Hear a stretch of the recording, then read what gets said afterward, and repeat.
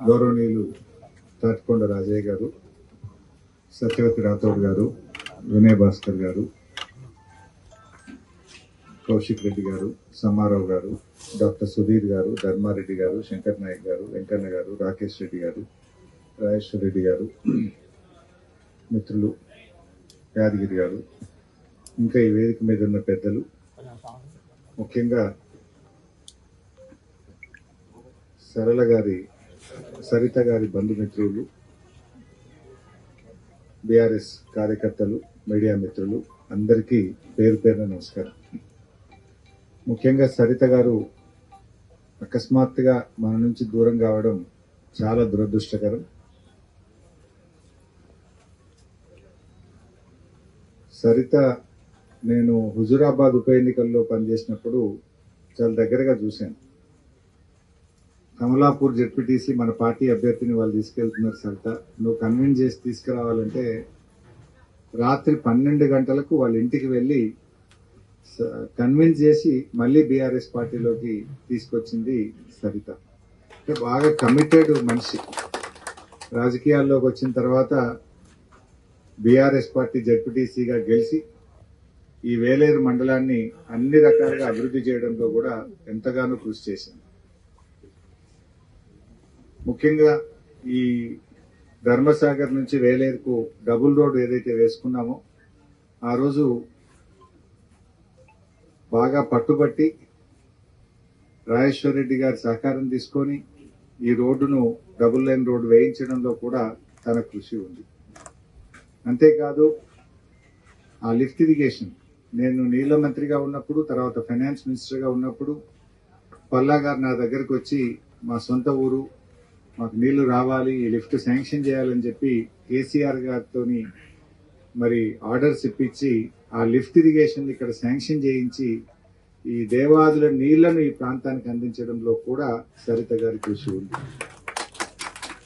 So అట్లా చాడా సరిత గారు పాపం చిన్న వయసులో 5 ఏళ్లలోనే మరి జెడ్పీటీసీగా ఎంతో మంచి పేరు తెచ్చుకున్నారు.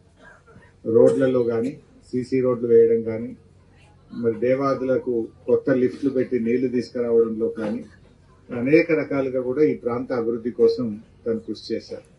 ఎంతో మందికి సీఎం రిలీఫ్ ఫండ్లు, ఎల్ఓసీలు ఇప్పించి కూడా వైద్య సేవలు కూడా వారు అందించారు. కానీ దురదృష్టం ఏంటంటే చిన్న వయసులో ఆ క్యాన్సర్ గుర్తింపబడి 5-6 మాసాల్లోనే తాను మరణించడం. డాక్టర్స్ ఎంతో ప్రయత్నం చేసింది, ఎన్నో రకాలుగా ప్రయత్నం చేసినా రెస్పాన్స్ రాలేదు. మెడికల్ రెస్పాన్స్ రాక పాపం వారిని మనం కోల్పోయాం. నిజానికి వారి కుమారుడికి, వారి భర్తకు ఎంతో తీరని లోటు. మన బీఆర్ఎస్ పార్టీకి కూడా చాలా తీరని లోటు. మన ప్రభుత్వం పోయిన తర్వాత కొంతమంది జెడ్పీటీసీలు పార్టీలు మారిపోయింది.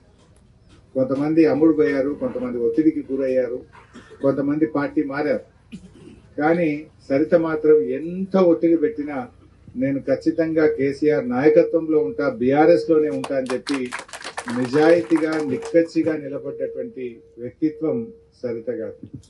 సో అలాంటి ఒక మంచి నాయకురాలు, బాగా భవిష్యత్తు ఉన్నటువంటి నాయకురాలు తనను కోల్పోవడం మా అందరికీ కూడా బాధగా ఉంది.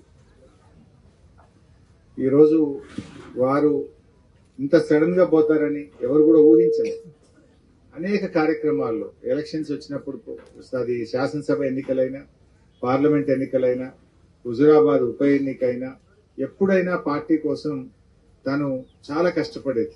రైంబవళ్ళు, రాత్రనక పగలనక కూడా పార్టీ కోసం ఎంతగానో శ్రమించేది, ప్రజల కోసం కూడా కష్టపడేది. ముఖ్యంగా ఈ మండల అభివృద్ధిలో కూడా తక్కువ కాలంలోనే తనదైన ముద్ర వేసినారు మరి సరిత గారు. మరి చాడా సరిత గారి యొక్క మరణం నిజంగా బీఆర్ఎస్ పార్టీకి తీరని లోటు.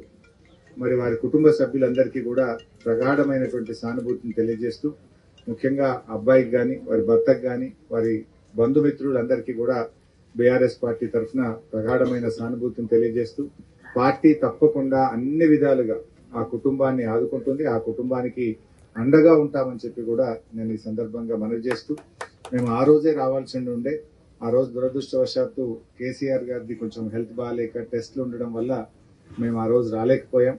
మరి అందుకే ఈరోజు తప్పకుండా వారిని పరామర్శించాలి, ఆ కుటుంబ సభ్యులకు ధైర్యం చెప్పాలని చెప్పి ఇక్కడ దాకా వచ్చాం. ముఖ్యంగా పల్లా రాజేశ్వర రెడ్డి గారు మనిషి అయితే ఎక్కడ ఉన్నాడు కానీ ఆయన మనసంతా ఇక్కడనే ఉన్నది. చాలా బాధపడతా ఉన్నాడు. తను కూడా నేను రాలేకపోయానని చెప్పి రాజేశ్వర రెడ్డి గారు కూడా ఎంతో బాధపడ్డారు. వారు నేను ఇక్కడికి వస్తా ఉంటే కూడా దాదాపు 4-5 సార్లు నాతో మాట్లాడారు. ఎందుకంటే వారికి తన సోదరీమణితో ఒక ఆత్మీయమైనటువంటి అనుబంధం ఉండేది. వారు ఇద్దరు కూడా ఇక్కడ ఎన్నో సేవలు అందించారు, ఎన్నో రకాలుగా ప్రజలకు సహకరించారు, కృషి చేశారు. మరి వారి మరణం నిజంగా కూడా మనందరికీ కూడా తీరని లోటు. భగవంతుడు వారికి ఆత్మశాంతి చేకూరాలని చెప్పి ప్రార్థిస్తూ అందరికీ నమస్కారం.